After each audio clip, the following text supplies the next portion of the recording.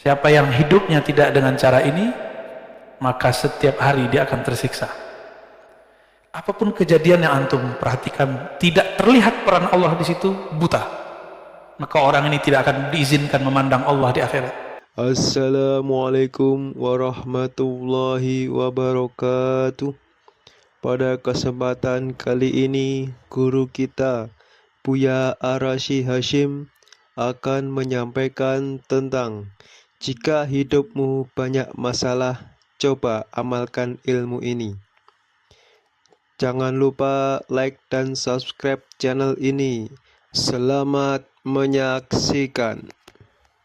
Apapun yang terjadi, maka kita tetap ridha kepada takdir dan qada'nya Allah Subhanahu wa taala. Semua kehendak Allah itu baik, sempurna. Tapi ketika seorang hamba yang tidak sempurna memahaminya, dia menganggapnya buruk. Maka tidak ada takdir yang buruk bagi hamba yang kenal Allah. Karena jika buruk dia bersabar dan itu baik. Jika baik dia bersyukur dan itu juga baik. Maka takdir itu semuanya akan jadi netral jika seseorang mengenal siapa yang sedang mentakdirkan dia. Ini yang sering kita baca di hikam. Apapun masalahnya akan terasa mudah dan ringan jika kita mengenal siapa yang sedang menguji. Ya, semoga Allah memberikan kekuatan untuk kita semua, apapun persoalannya, apapun masalahnya, masalah rumah tangga, pekerjaan, masalah hubungan dengan teman-temannya, dan lain sebagainya. Semoga Allah berikan kita as-sabar dan as-syukur. Syukur-syukur Allah berikan kita al-ikhlas. Karena ikhlas itu plong, gak ada di situ lagi rasa beban. Orang ikhlas lebih tinggi dari sabar, karena sabar masih ada beban, tapi kalau ikhlas tiada beban. Allahumma ja'alna minal mukhlisin al-mukhlasin, amin ya rabbal alamin.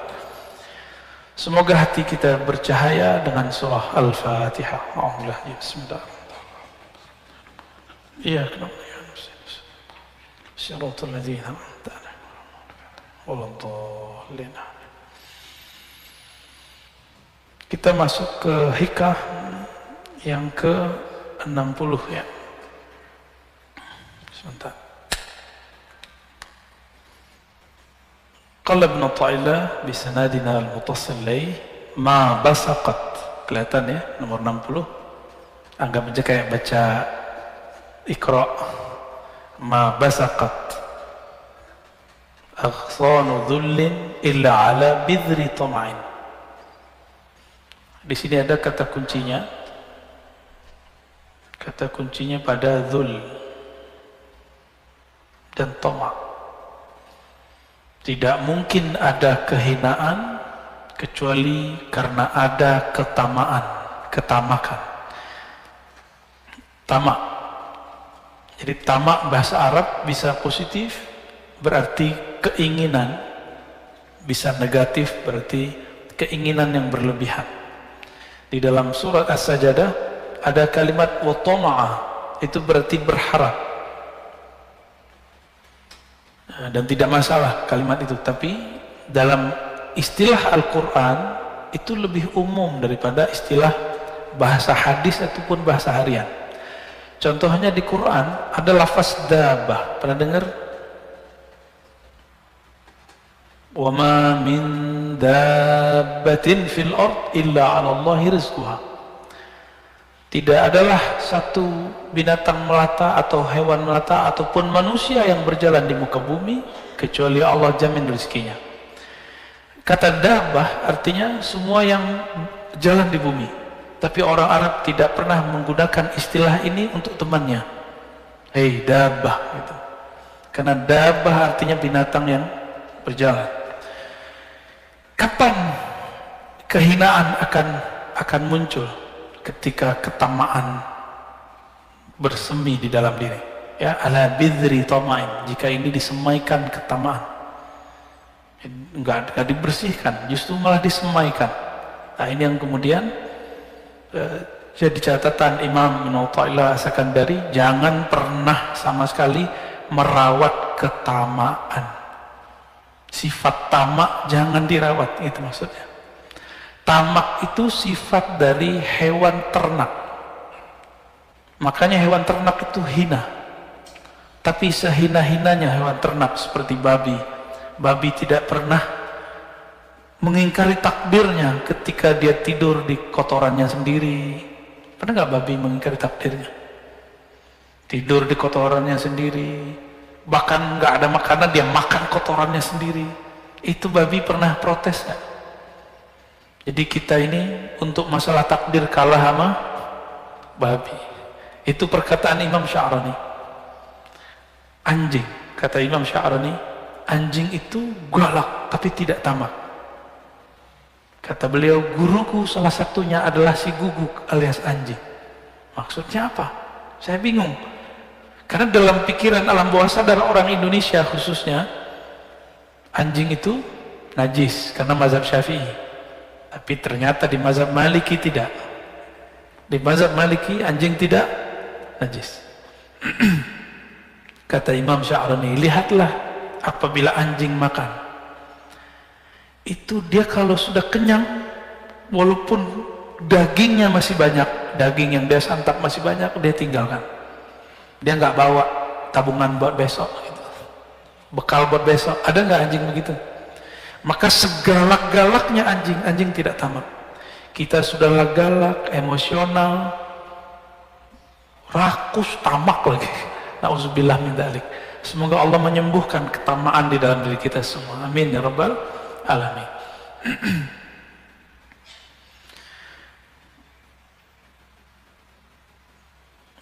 Kita masuk ke 61 ya.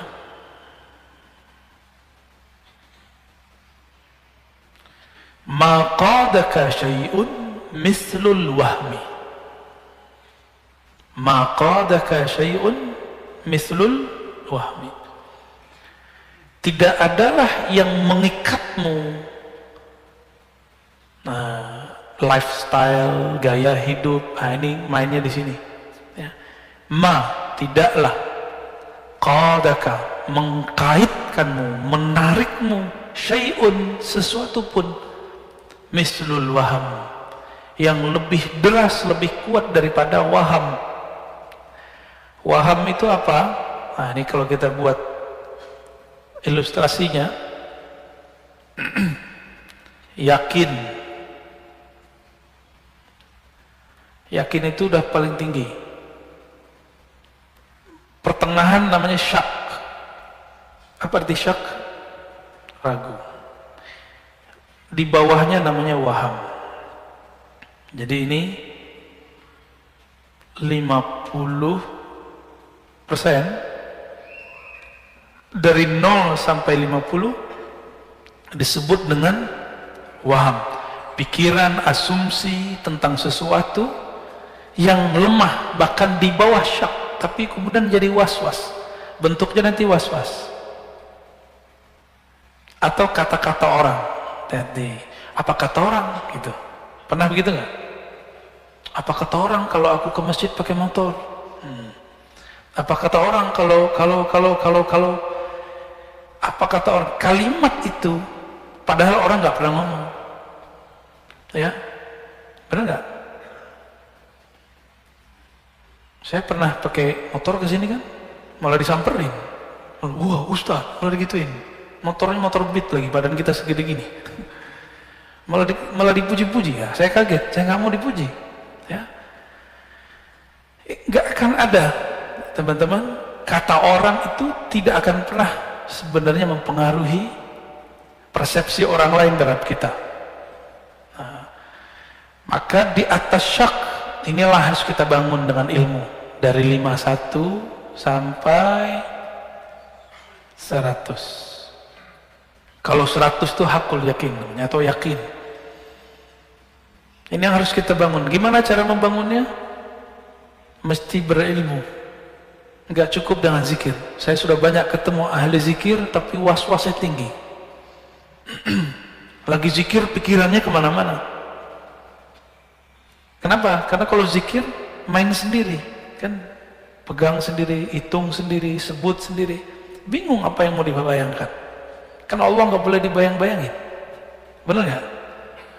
Maka lebih enak, wirid yang paling hebat itu wirid ilmu. Ilmu yang paling tinggi, ilmu mengenal Allah. Ilmu mengenal Allah tidak mungkin kecuali lewat mengenal diri. Diri yang paling hakiki namanya ruh. Itu sebabnya kajian hikam nanti ujungnya ma'rifatul ruh. Kenal ruh, kenal yang meniupkan ruh, Allah Subhanahu wa ta'ala, ya. Maka mulai pagi ini coba mulai kalau zikir la ilaha illallah, katakan tidak ada tempat aku menggantungkan harapan kecuali Allah. Tidak ada yang memandang kolbuku kecuali Allah. Yang memandang kolbu kita, perasaan kita cuma Allah. Hatta pasangan belum tentu memperhatikan perasaan kita. Anak-anak belum tentu memperhatikan perasaan orang tuanya. Untuk apa orang tua buat rumah besar-besar? Supaya nanti tua bareng dengan anaknya. Tapi ketika anaknya besar, anaknya buat rumah sendiri, gede juga, mikir sama lagi. Itulah anehnya manusia. Sudah kejadian setiap masa begitu, tapi kok masih diulang. Ini anehnya manusia. Pernah lihat rumah tua bagus zaman-zaman dulu? Kebayang nggak rumah tahun 50-an, 60-an itu gede-gede, tapi sekarang jadi hancur. Nggak ada penghuninya, malah jadi horor. Jadi cerita-cerita horor. Mau bikin rumah horor lagi, ya? Jadi jangan mengikuti lifestyle kata orang. Dan di dalam teks yang lain beliau di Hikam mengatakan min jahlil murid, ciri-ciri orang yang benar-benar jahil, ayyatruka, dia meninggalkan yaqinan ma inda, keyakinan yang ada di dalam dirinya. Kira-kira begitu kalimatnya, saya ingat. Karena apa? Karena kata-kata orang. Karena kata-kata orang. Apa yang membuat public figure di Korea Selatan bunuh diri? Karena nggak tahan dihujat di sosial media. Karena kolbunya menggantung kepada wahamnya. Nah, waham ini hanya bisa dihancurkan dengan kalimat la ilaha illallah dan Allah. Allah itu diulang terus di kolbu. Maka perlu talqin zikir di situ. Carilah mursyid-mursyid, ya, yang bisa mentalkinkan zikir. Semoga Allah membersihkan kolbu kita dari waham, ya.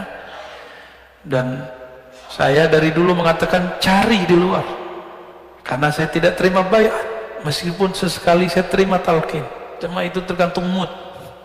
Mood itu kalau bahasa tasawufnya hal, ya, kondisi rohani. Kalau kondisi rohaninya oke, kita kasih.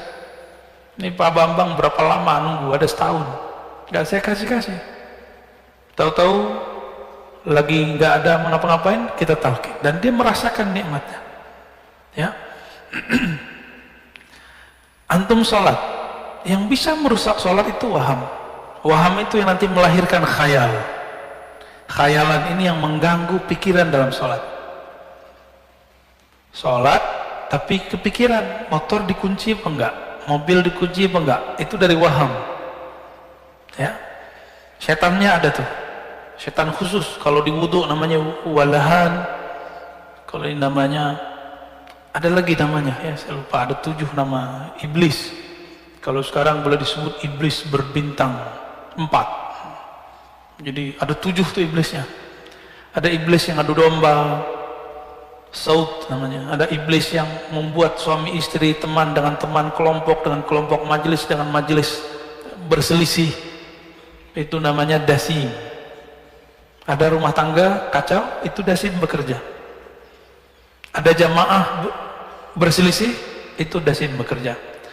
Mohon maaf, pengurus masjid tengkar, itu dasim bekerja. Maka mengurusi masjid harus dengan prinsip ta'awuz. A'udzubillah minasyaitonir rajim. Pasti banyak kata-kata orang, dan jangan terganggu dengan kata-kata orang, ya. Yang mengizinkan orang itu berkata-kata siapa? Ridho nggak kepada Allah? Maka jangan pandang dia, pandanglah yang menggerakkannya, Allah Subhanahu wa ta'ala. Ini modal saya menjalani hidup. Maka wajar Allah itu, dalam hadis Nabi SAW menyebutkan iman itu 6 rukunnya, dan kalimat percaya hanya dizahirkan di hadis yang nomor pertama dan nomor ke-6. Percaya kepada Allah, dan yang terakhir engkau percaya kepada takdir. Mau bahagia, percaya kepada takdir Allah, bahwa semua yang Allah kasih itu baik, gak ada yang gak baik. Ketika Rasulullah SAW dilempari oleh orang Taif, Rasulullah mengeluh gak takdirnya? Nah, Rasulullah ngeluh gak, curhat gak ke Jibril? Curhat ke Jibril? Curhat ke Abu Bakar? Enggak. Abu Bakar melihat Nabi berdarah-darah nangis. Abu Bakar luka, tapi dia gak merasa sakit. Dia sakit ketika kekasihnya disakiti. Dia sakit karena nabinya disakiti. Dia sedih ketika gurunya, sang maha gurunya bersedih. Tapi Nabi SAW tidak bersedih. Datang Jibril menawarkan bantuan. Kata Nabi, aku tidak butuh engkau, wahai Jibril. Urus tugasmu. Siapa yang menyuruh kamu turun? Nggak ada. Balik. Disuruh pulang Jibril oleh Rasulullah. Itu Jibril kalau mau tinggal kepakin sawat, habis Taif. Maka orang-orang yang mewarisi rohani Nabi, dia tidak akan menyimpan dendam di kolbunya, meskipun orang melemparinya. Semoga kita diberikan rohani seperti itu. Amin ya rabbal alamin. Walaupun dituduh nanti terhipnotis, ya, dituduh nanti diperdaya, digundam, digendam, apa sih namanya? Macam-macam. Gak masalah, biarin aja. Itu kata orang. Kita dan Allah kan kita lebih tahu. Sir kita dengan Allah, rahasia kita dengan Allah. Maka antum harus punya wirid, punya zikir khusus yang menjaga hubungan kita dengan Allah. Maka kita tahu Allah nggak begitu kok kepada saya. Ingat-ingat kalau zikirnya enak, ingat-ingat kalau nikmatnya banyak. Maka kita katakan, apapun kata mereka, aku dan Allah, aku lebih tahu. Ya, kira-kira seperti itu. 62. Anta hurrun mimma anta anhu ayisun. Engkau hur. Apa arti hur? Hur itu artinya merdeka.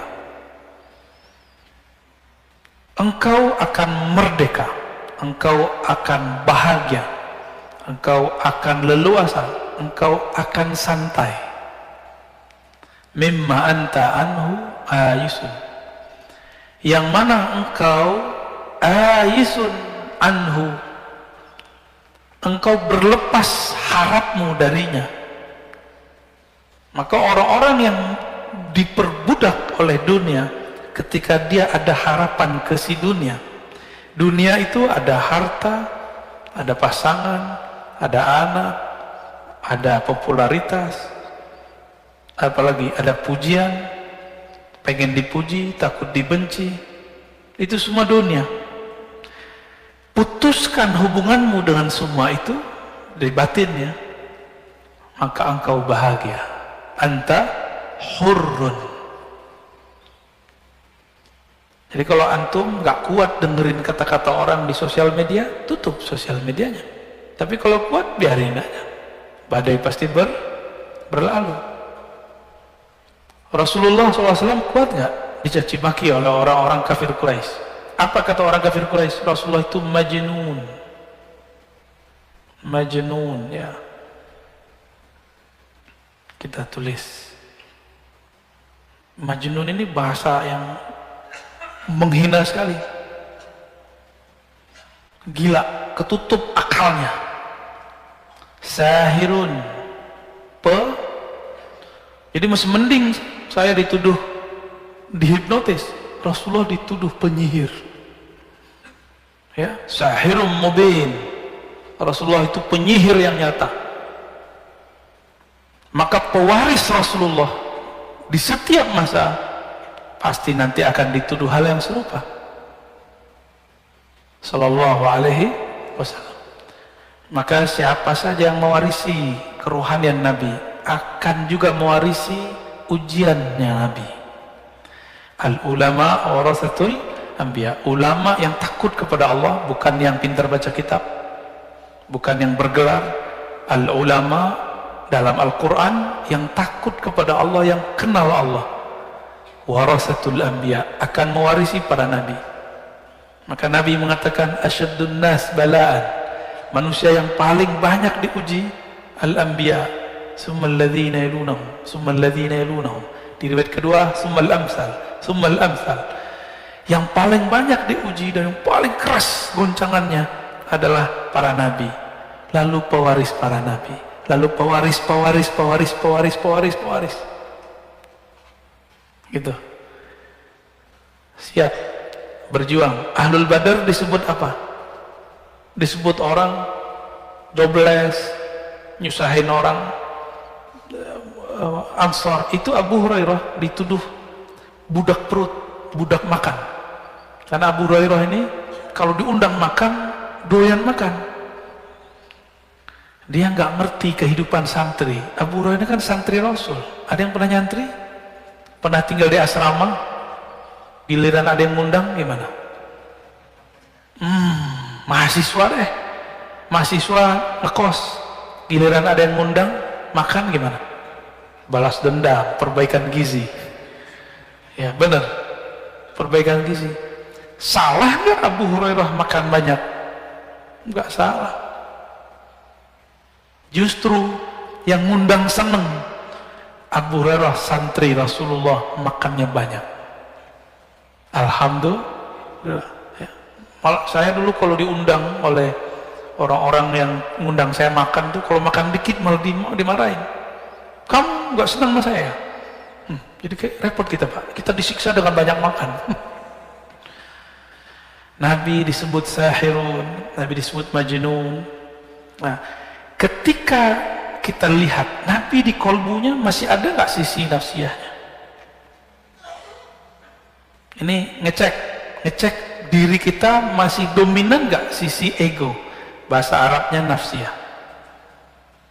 Kalau kita tulis nafsiyah,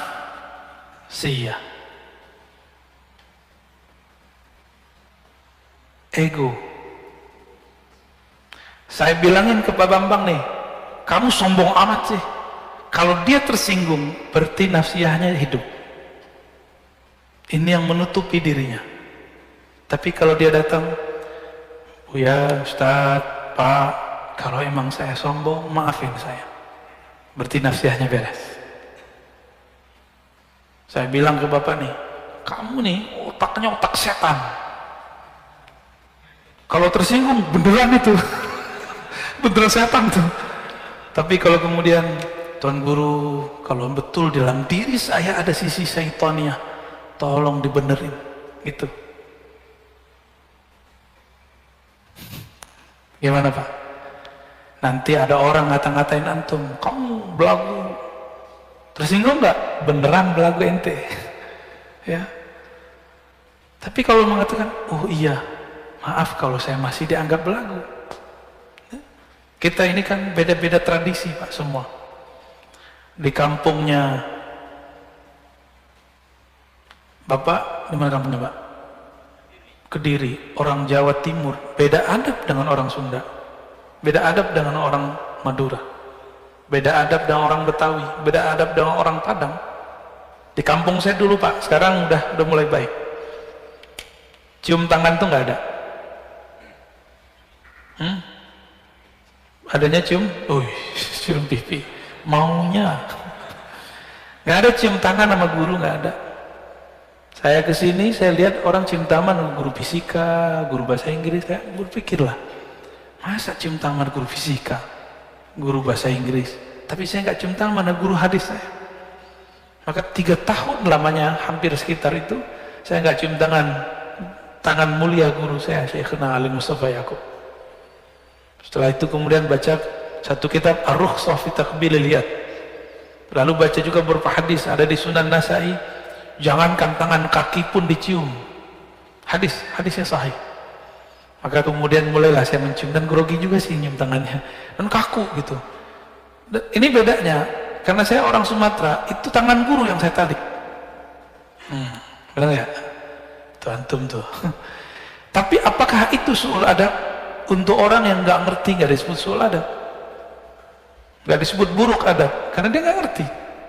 Tapi kalau dia ngerti, kepalanya yang turun. Kalau sudah nyantri, berarti ketahuan nih, ini bukan santri nih ya. Kalau bukan santri, tangan gurunya ditarik. Kalau santri, kepalanya yang turun. Itu bedanya, Pak. Bapak disebut sesat, ahli bid'ah, marah nggak? Jangan marah.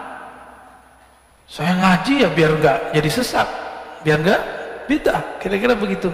Kita perbaiki. Kalau ada orang beda faham, itu urusan dia ya. Ini ngecek nafsiyah, punya ego yang masih nyala nggak di dalam diri. Nah, ego ini ada ego ternak, binatang ternak. Apa egonya? Serakah, rakus, tamak. Ada ego buas, emosi. Kalau udah emosi, agak cerdas sedikit, ngadu domba orang. Maka coba lihat ya, di banyak majelis itu ada aja yang ngadu domba ya. Dan kita jangan terpancing. Kalau kita terpancing, berarti ego kita sama jeleknya dengan ego dia.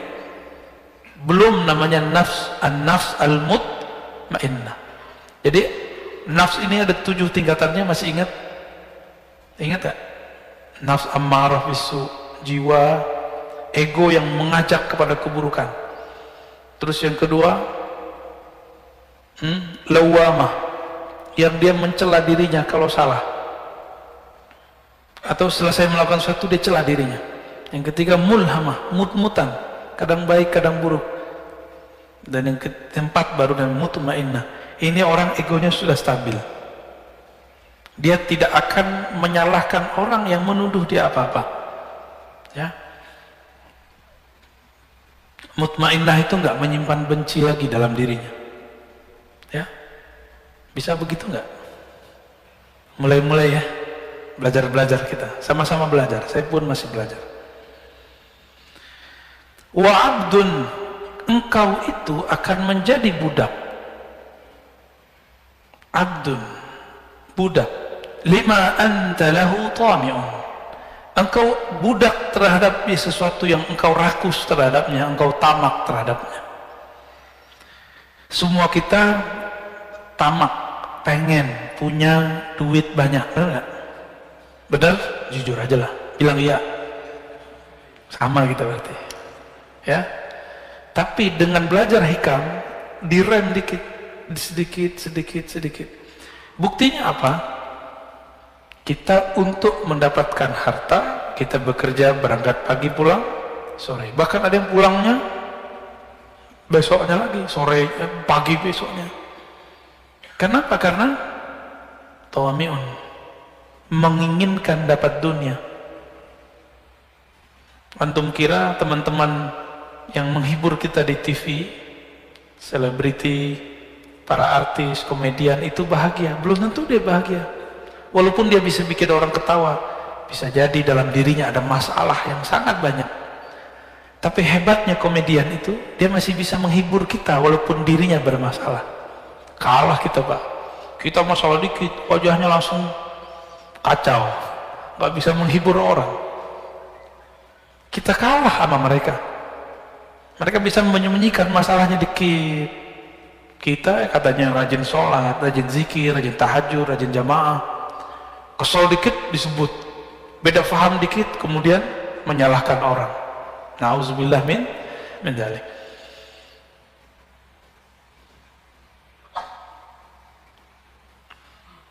Oke, kita lanjut ya.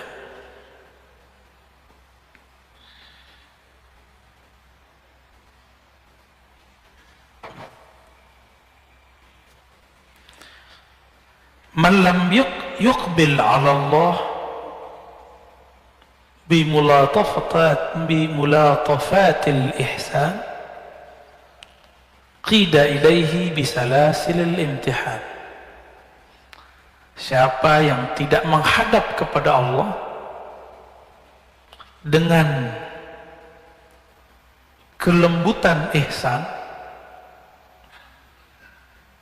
mulatafah, lutf.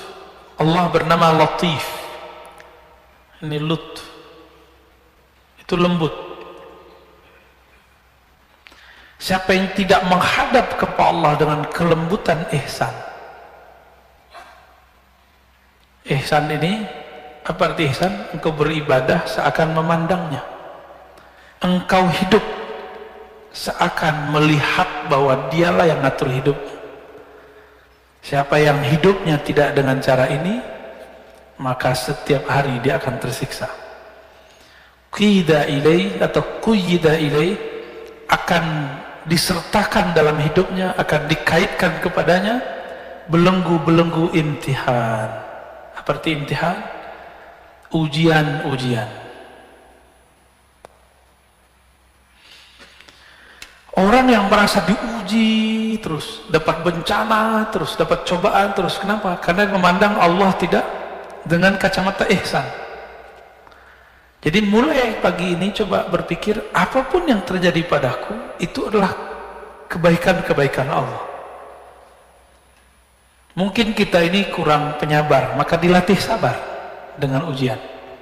Ada yang diuji dengan kekurangan, sabar enggak? Ada yang diuji dengan kelebihan, bersyukur enggak? Ada yang diuji dengan pujian, lupa diri enggak? Ada yang diuji dengan cacian, dia putus asa enggak? Itu mainan Allah semua. Jika dia memandang ini mainannya Allah, aturannya Allah, Rabbul Alamin yang ngatur alam semesta, maka belenggu-belenggu cobaan pun terasa tidak membelenggu. Ya, justru dia merasakan itu cubitan-cubitan dari Sang Maha Kekasih, Allah Subhanahu wa Ta'ala. Pengen nggak dicubit kekasih, Pak? Kangen nggak masa-masa dulu? Kangen ya, masa-masa awal nikah dulu dicubit kayaknya dibalas pakai bibir ya nggak? Kalau sekarang udah dipelukin tolak, bau, gitu ya? Enggak gitu, alhamdulillah, berhasil berarti Pak.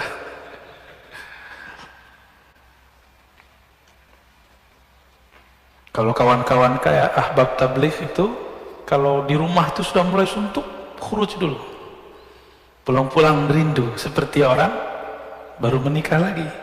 Tuh bisa belajar sama teman-teman tabligh Pak ya. Man lam yashkurin ni'am faqad ta'arrada li zawaliha. Siapa yang tidak mensyukuri nikmat-nikmat.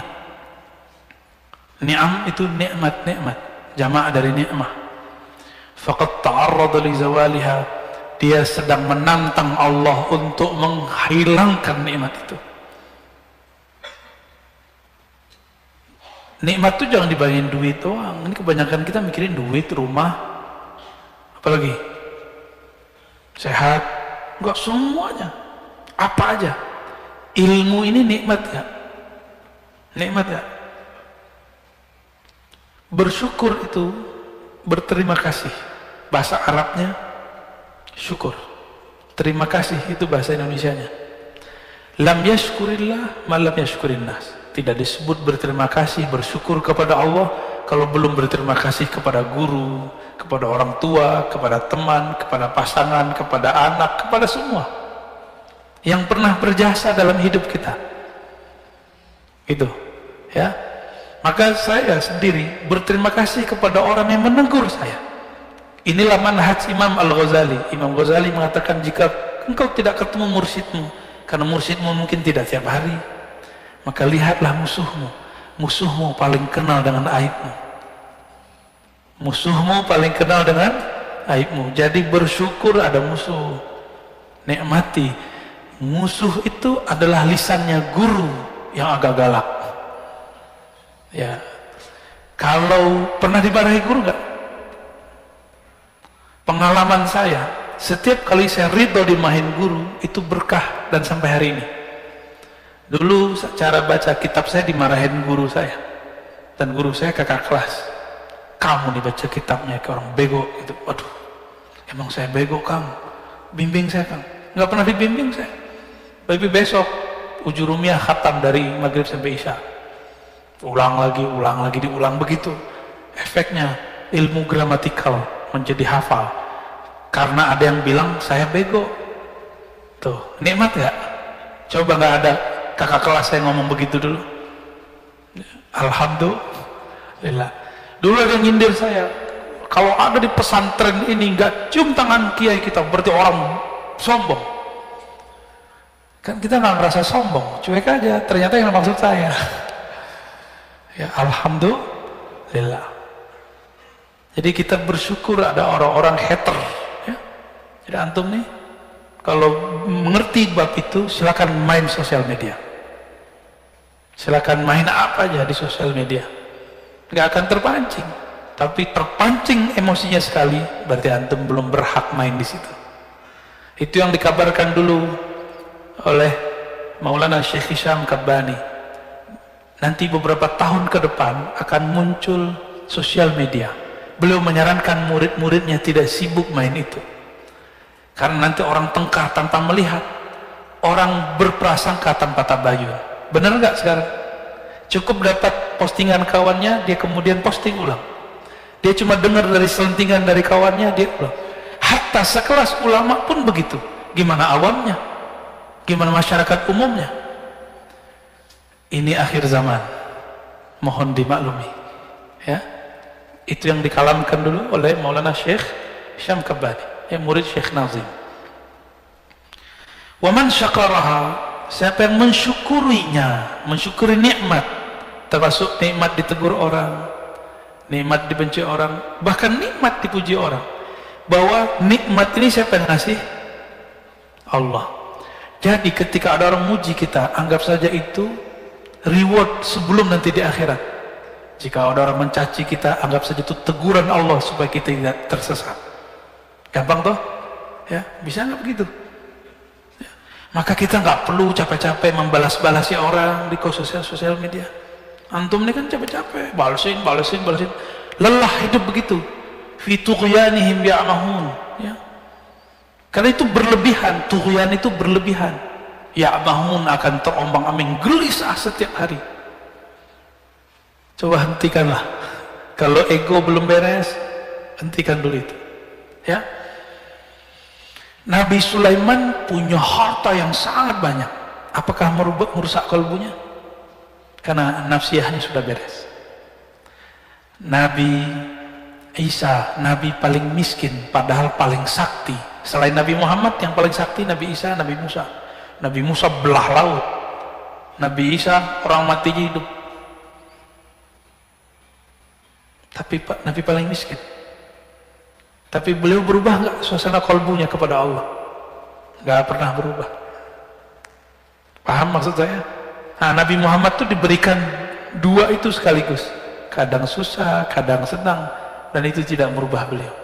Kadang dipuja-puji, kadang dicaci maki, dan itu biasa. Kadang beliau banyak pengikut, kadang tidak. Wa man syakaraha, siapa yang mensyukuri nikmat-nikmat tadi, faqad qayyadaha biiqaliha, dia telah mengikat nikmat itu biiqaliha, dengan kaitannya. Apa tali ikatan yang paling kuat untuk nikmat? Namanya tali syukur. Jadi syukur itu pengikat.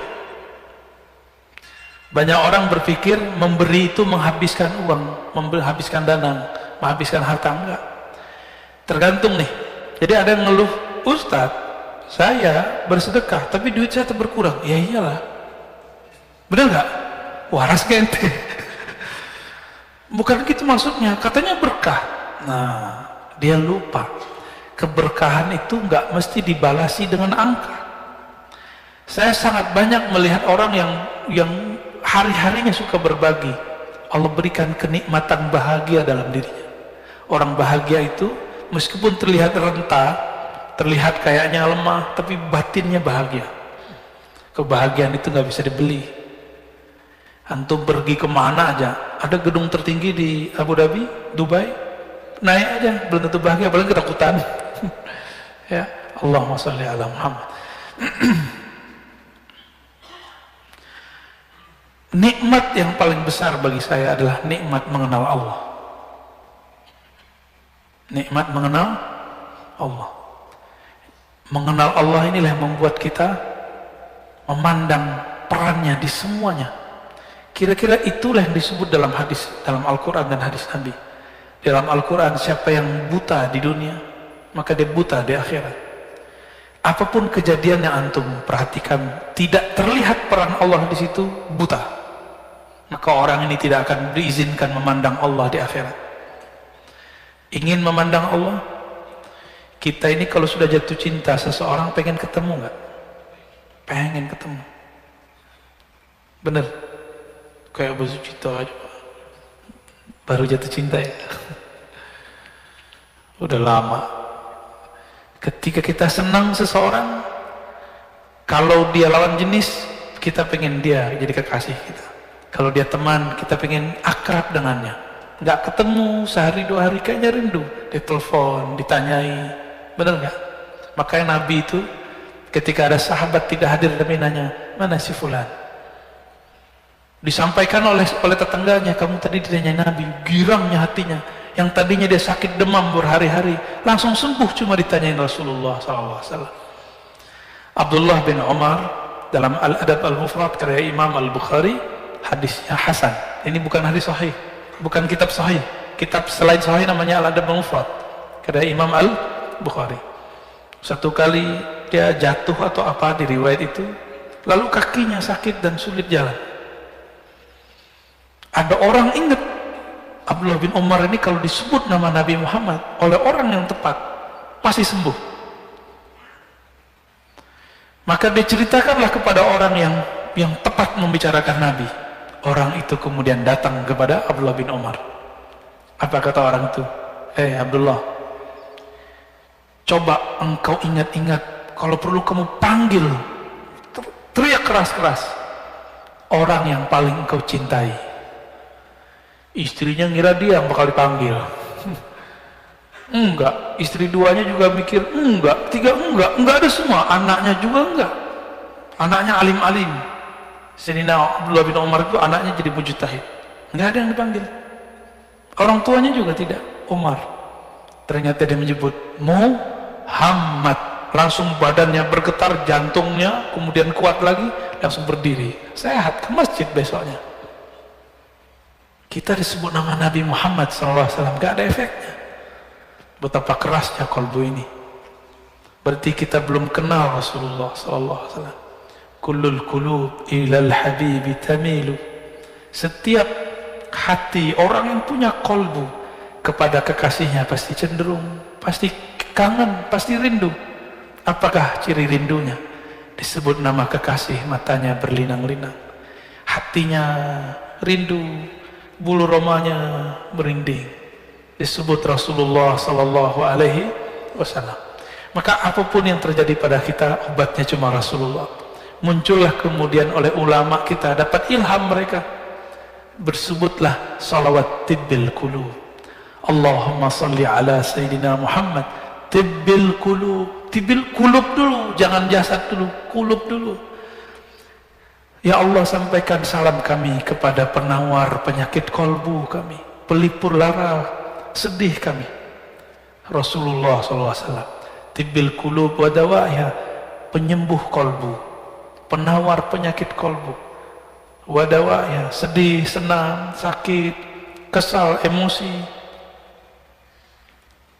Istri saya dulu pernah umroh, salah jalur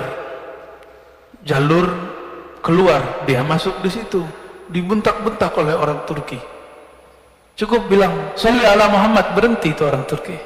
Nggak jadi, nggak jadi lagi. Sholli ala Muhammad, berarti di kolbu dia ada cinta kepada Rasulullah Sallallahu Alaihi Wasallam. Jadi kalau ada orang tengkar, baca sholli ala Muhammad.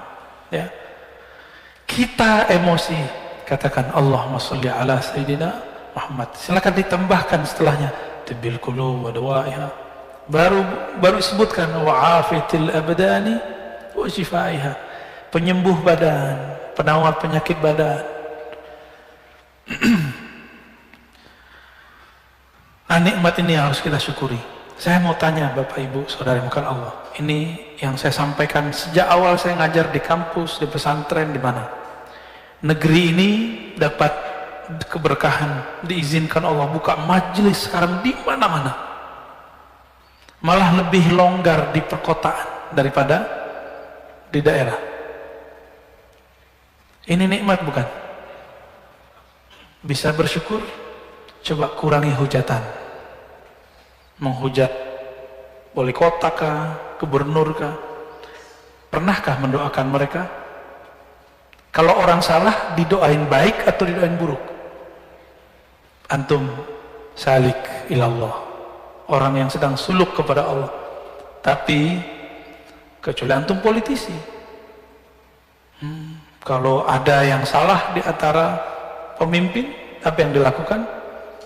Dikompor-komporin terus. Kita bukan politisi, kita ini rakyat. Nikmat jadi rakyat adalah negeri yang aman. Sekarang di Suriah tidak bisa buat pengajian seperti ini. Ada cuma kota Damaskus, itu pun hati-hati. Ayah dari guru saya, Syekh Muhammad Sair Ramadan Al-Buti, dibom lagi ngaji. Maka jangan pernah membiarkan ada pemikiran-pemikiran yang tidak mensyukuri nikmat kedamaian ini. Itu yang mereka ingin memberontak. Ya, beda politik silakan, mengkritik boleh, tapi jangan sampai ada pikiran memberontak. Saya husnuzon kepada orang-orang yang banyak mengkritik pemimpin kah siapa, dia tidak berniat untuk memberontak, tapi niatnya cuma ingin baik, mungkin caranya kurang baik. Kita ditegur orang caranya nggak baik, terima nggak? Susah terimanya karena nafsiyah kita belum beres. Ya, kalau ego antum belum beres, ditegur orang tersinggung. Orang ngomong baik-baik aja kita marah, benar? Apalagi orang ngomongnya nggak benar, ngomongnya kasar. Nah, saya berharap kalau sudah ngaji hikam, kelembutannya sudah ada sampai ke lisannya. Amin ya rabbal. Maka yang punya sosial media, buat status-status yang rahmah, yang penuh kasih sayang. Jika mengkritik pun mengkritik dengan kasih sayang. Jika ingin menegur pun menegur dengan kasih sayang. Kita ini gak ada yang suci. Antum jadi mereka belum tentu benar. Ya. Maka jangan kemudian mencaci maki orang, kata-katain orang, lupa dengan diri sendiri. Mengkritisi orang, lupa mengkritisi diri sendiri. Ya, nauzubillah min dzalik. Sudah atau belum? Cukup ya? Gimana, Pak Bambang? Saya tutup dengan hikmah ini. Ya. Khaf min wujudi ihsanihi ilaik. Takutlah terhadap wujud ihsanihi ilaik. Kebaikan-kebaikan Allah kepadamu, tetapi engkau selalu durhaka kepadanya. Kita ulangi terjemahannya. Khaf, takutlah engkau dari banyaknya kebaikan Allah, dari selalunya Allah berbuat baik kepadamu, tapi engkau selalu durhaka kepada Allah. Ayyakuna dzalika istidrajan lak. Siapa tahu nafas yang masih engkau pakai, ilmu yang masih engkau pahami, istidraj, bukan lagi nikmat tapi istidraj. Apa beda nikmat istidraj? Kita sudah sering bahas. Nikmat itu bertambah pemberian, bertambah ketaatan, ketulusan, bertambah baik egonya. Sedangkan istidraj bertambah nikmat, bertambah ilmu, bertambah pemberian Allah, bertambah jumaah, bertambah sombong, bertambah lupa diri. Ya, maka Allah mengatakan di Quran, sanastadrijuhum min haitsu la ya'lamun. Kami akan istidrajkan mereka, kami beri mereka, tapi mereka tidak sadar dengan pemberian itu, lalu mereka justru durhaka dengan itu. Min haitsu la ya'lamun, tanpa mereka sadari.